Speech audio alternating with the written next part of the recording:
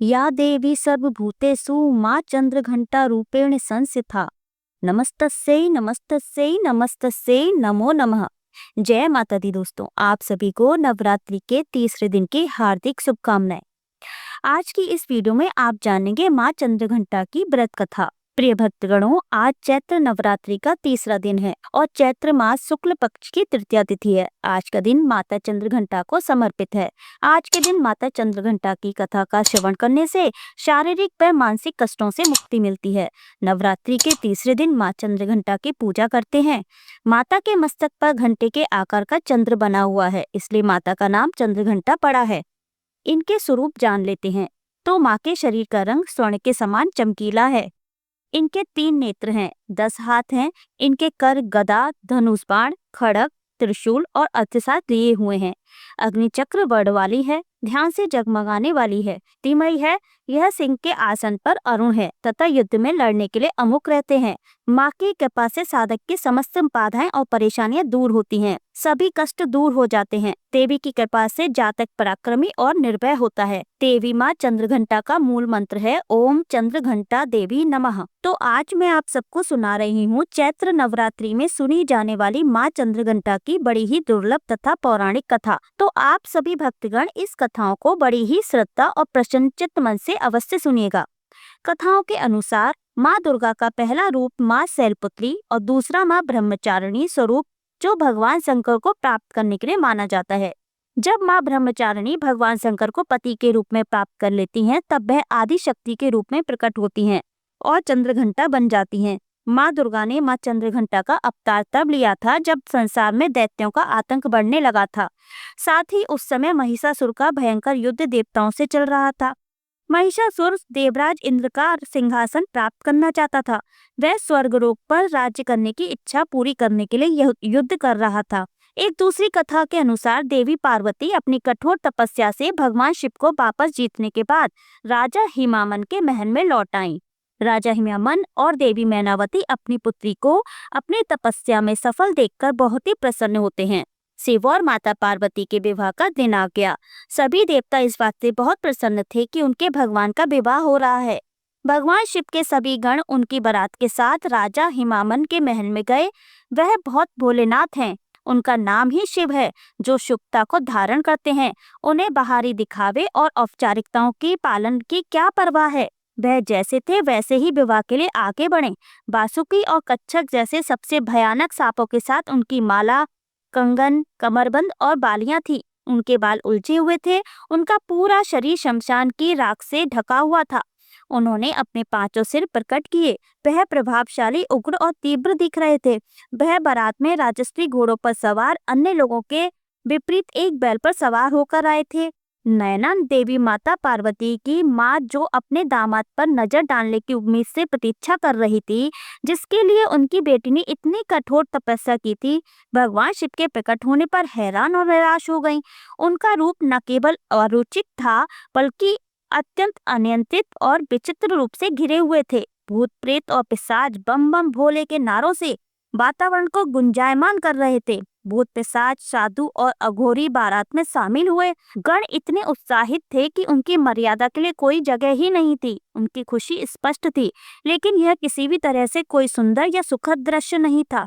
इस तथ्य को बचाने में असमर्थ माता नैना देवी ने सोचा, उनके शाही कोमल बेटी अब अपने पति जैसे आतंकित स्वभाव वाले व्यक्ति के साथ कैसे प्राणियों के बीच रहेगी।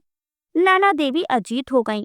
देवी पार्वती ने शिव तत्व को गहराई से आत्मसात कर लिया था और जैसा कि हमने उनके ब्रह्मचारी रूप में देखा, वह सब ऋषियों के लिए सदैव सिद्धांत की गुरु भी थी। फिर भी अपनी पूरी करुणा के साथ उन्होंने एक माँ के रूप में नैना देवी की दुर्दशा को समझा। भोलेनाथ को शांत होने और विवाह के लिए एक सुखद स्वरूप प्रस्तुत करने के लिए मनाने के लिए गईं। अब देखिए, देवी पार्वती ने स्वयं उनके तीव्र रूप से मेल खाने के लिए क्षण भर के लिए उग्र रूप धारण कर लिया। उनके 10 हाथों में विभिन्न शस्त्र थे और उनके मुकुट पर एक घंटी के आकार का चंद्रमा था। देवी के इस रूप को चंद्रघंटा रूप में पूजा जाता है।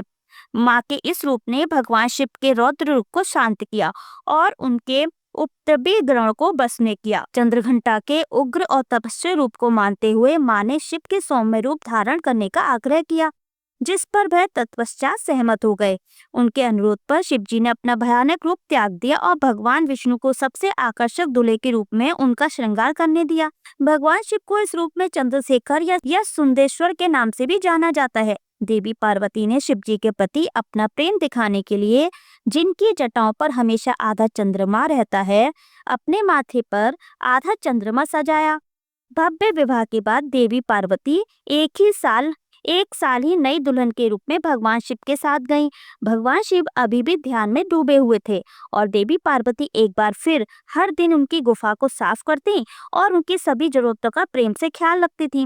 धीरे धीरे देवी पार्वती ने कैलाश पर अपना नया घर स्थापित कर दिया। इस बीच तारकासुर बेचैन हो रहा था।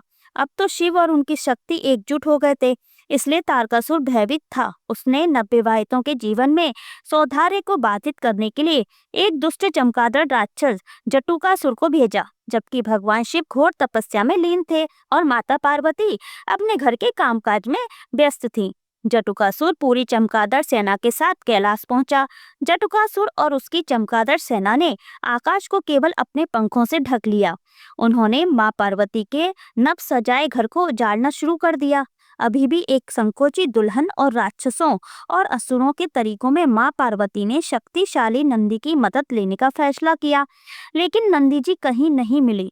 इस बीच भगवान शिव के अन्य गणों ने जटुकासुर और उसकी शक्तिशाली सेना से सुरक्षा के लिए उनसे प्रार्थना की, क्योंकि उन्हें बार बार जटुकासुर के हाथों हार का सामना करना पड़ रहा था और भगवान शिव अभी भी गहरी तपस्या में लीन थे। तब माता पार्वती स्वयं शिव से मिलने गईं। उन्होंने उनसे इस स्थिति से बाहर निकलने का मार्गदर्शन करने के लिए विनती की। फिर भी अपने तप से विचलित न होते हुए भगवान शिव ने उन्हें भीतर से सशक्त करने का निर्णय लिया। भगवान शिव अपनी साधना में लीन थे। तभी माता पार्वती को जटुकासुर से स्वतंत्र रूप से लड़ने की प्रेरणा मिली। अकेले उन्होंने जटुकासुर से युद्ध करने का फैसला किया। वह गुफा से बाहर निकली और उन्होंने देखा कि आकाश में अभी भी अंधेरा था, चमगादड़ों के पंखों से ढका हुआ था। उन्होंने चंद्रदेव से प्रार्थना की कि वह उनके लिए युद्ध के मैदान को रोशन करने के लिए उनके माथे पर आराम करें। युद्ध के मैदान में उनकी सहायता करने के लिए हिमालयाई भेड़ियों का एक झुंड उनकी सहायता के लिए दौड़ा। देवी पार्वती को जल्दी पता चल गया कि जटुकासुर आकाश में चमगादड़ों द्वारा सक्रिय था, इसलिए वह युद्ध के मैदान में एक विशाल घंटा एक लेकर आए। घंटी इतनी जोर से बजी कि चमगादड़ों ने आसमान साफ कर दिया। जैसे ही भेड़ियों में से एक ने जटुकासुर पर आक्रमण किया, देवी पार्वती ने जटुकासुर के सिर पर घंटे से प्रहार किया, जिससे वह एक ही झटके में मर गया। माथे पर चंद्र और हाथ में घंटा लिए देवी के इस रूप को ब्रह्मदेव ने देवी चंद्र घंटा के रूप में महामंडित किया।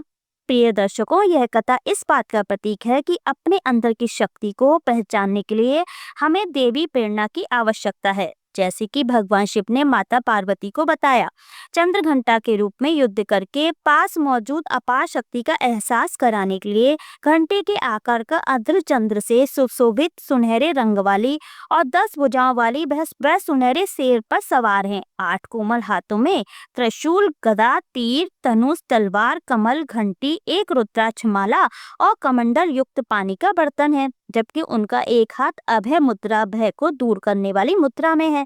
उन्होंने नारंगी रंग के वस्त्र पहने हैं। वह शेर या बाघ पर सवार हैं, जो बहादुरी और ताकत का प्रतीक है। जय माता चंद्रघंटा। एक बार प्रेम से बोलिए, जय माता चंद्रघंटा। ओम नमः शिवाय।